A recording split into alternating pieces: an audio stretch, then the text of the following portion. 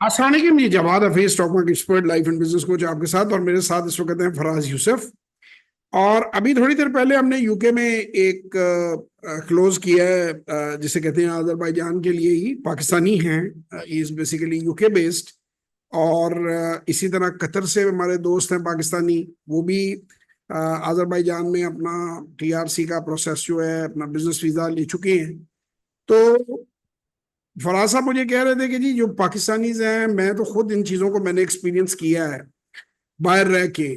तो जो टैक्सेस की भरमार है और जो यूटिलिटी बिल्स की, और जो अब एनएचएस वगैरह का हाल है कनाडा में या अमेरिका के, वो उसके यूके के अंदर, जो हेल्थ हेल्थ और एजुकेशन इनकी होती थी, अभी तो इस दफा उनके स्टूडेंट वीजे भी ड्रॉप हो गए। वो भी देखा है कि एक परसेंटेज में डिक्लाइन आया है।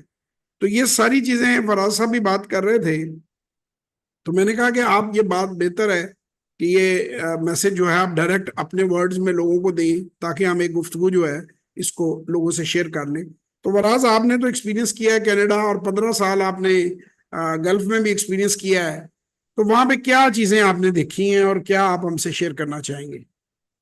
सर सबसे पहली बात तो सर, अगर आप वेस्ट में जाते हैं तो सर वेस्ट में जो फैसिलिटीज वो आपको प्रॉमिस कर रहे हैं वो एक्चुअल में वहां पर एग्जिस्ट नहीं करती।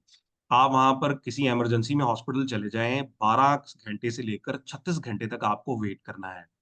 जिस यूनिवर्सिटी एजुकेशन को वो मतलब एजुकेशन, फ्री एजुकेशन के नाम पे वो आपको वहां बुलाते हैं, उनकी यूनिवर्सिटीज की आप फीसेस देखें और आप ये देखें कि $1 ट्रिलियन तो उनका डेट है सिर्फ और सिर्फ कर्जों का।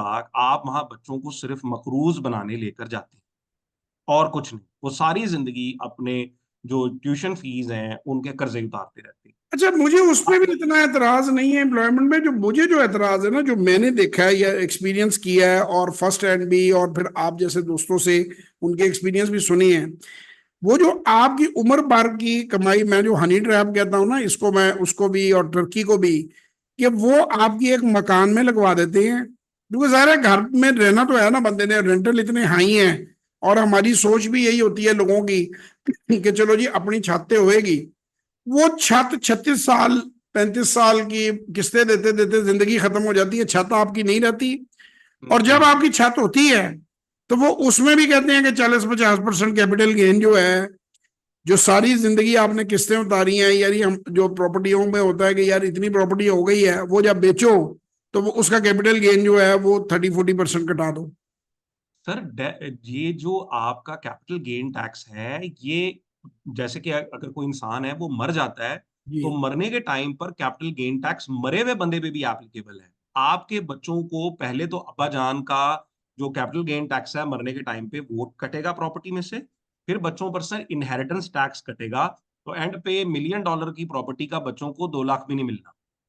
तो वो सीधी बात। हांडी की मिट्टी हांडी में लग जाती है। खास तौर पे मैं कहूंगा सबसे ज्यादा जो बेवकूफ बनते हैं वो गल्फ वाले हैं। वो गल्फ से सारी जिंदगी मजदूरी करके, कोई जो है वो एडनॉक में नौकरी कर रहा है, तो कोई अरामको में नौकरी कर रहा है, तो कोई कहाँ नौकरी कर रहा है। 25-30 साल वो लगा के, और अपना जो जमा पूंजी है उसको इकट्ठा करके कुछ वो डीलरों के हाथ दे देते हैं, बाकी प्रॉपर्टी डीलरों के हाथ दे देते हैं। और फिर बुढ़ापे में सर पकड़ के बैठते हैं। और वो जो उनको था कि जी हेल्थ हेल्थ, अब ये अभी जो बात इनसे हो रही थी, वो कहते हैं जी 20 से 30 घंटे तो इमरजेंसी के अंदर एनएचएस में है। 20 to 30 आवर्स का आपको दिल का दौरा पड़ा है, तो 30 घंटे आप अपना दौरा जो है उसको होल्ड करके रखें। उसके बाद अगर आपकी बारी आ गई तो वो आपको अटेंड करेंगे।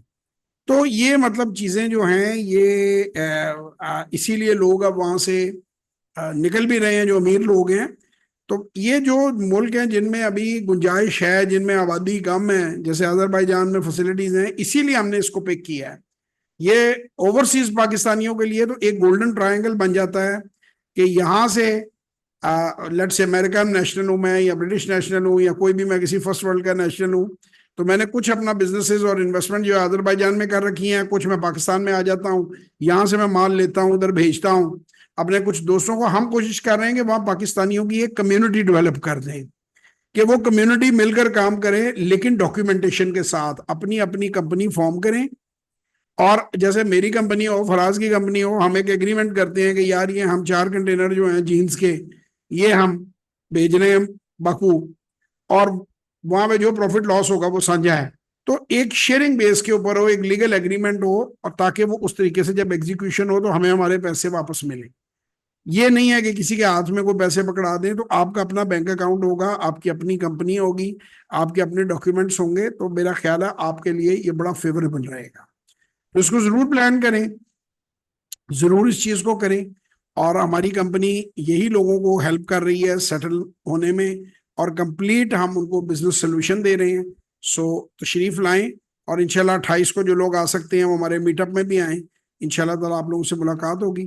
तब तक के लिए खुदा हाफिज। खुदा हाफिज। पाकिस्तान जिंदाबाद।